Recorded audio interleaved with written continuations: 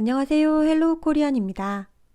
이번 시간은 한국어 문법 6번째 시간으로 있다, 없다에 대해 배우도록 하겠습니다. 먼저 어떻게 사용하는지 보겠습니다. 로라 씨는 한국 친구가 있어요? 네, 저는 한국 친구가 있어요. 문법 있다, 없다는 첫째, 명사 뒤에 사용하며 소유를 나타낼 때 사용합니다.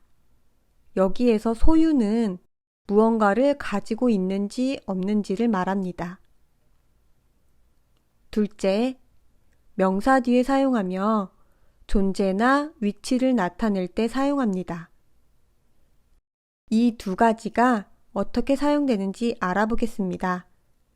먼저 명사 뒤에 사용하며 소유를 나타낼 때 명사 뒤에 이가 있어요 또는 이가 없어요의 형태로 사용합니다. 그럼 예문을 보겠습니다. 바나나가 있어요. 수박이 있어요.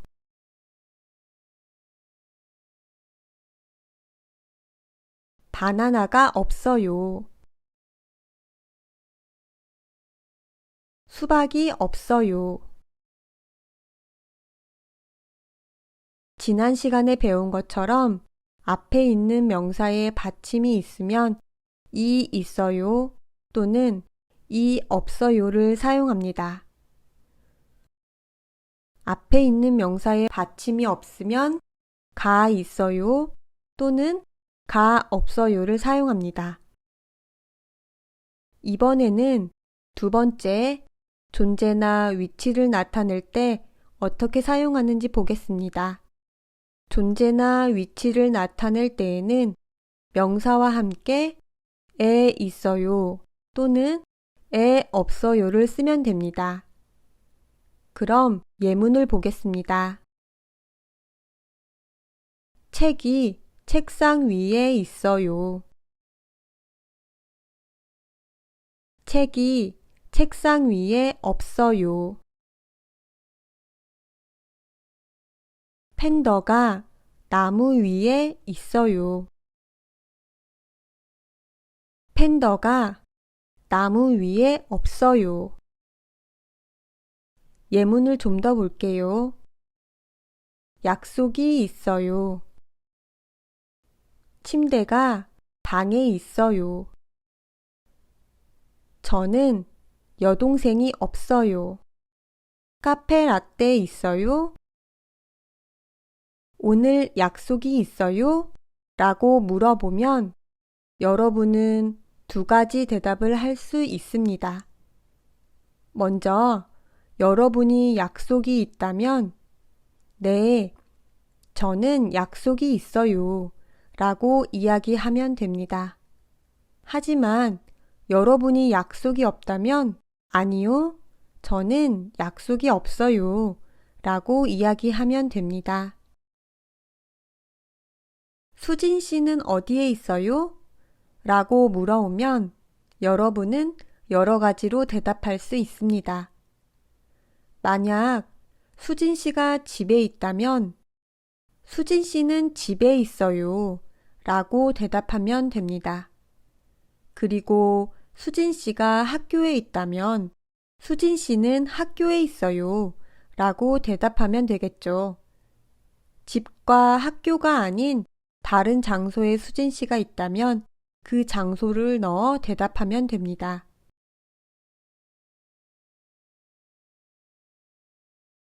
한국어에는 다음과 같은 특성이 있습니다.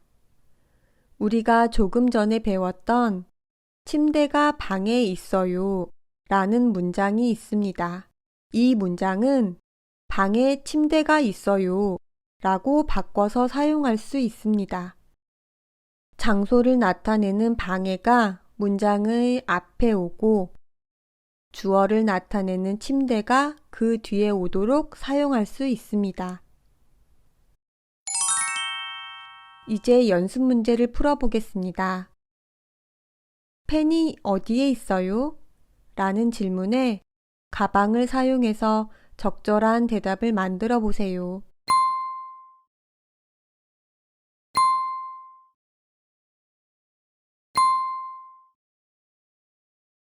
정답은 펜이 가방에 있어요입니다. 펜이 가방에 있어요. 방에 무엇이 있어요? 라는 질문에 책상을 사용하여 대답을 만들어 보세요.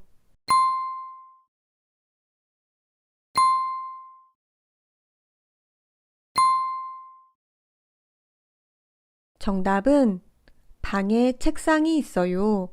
입니다. 방에 책상이 있어요. 동생이 있어요? 라는 질문에 적절한 대답을 만들어 보세요.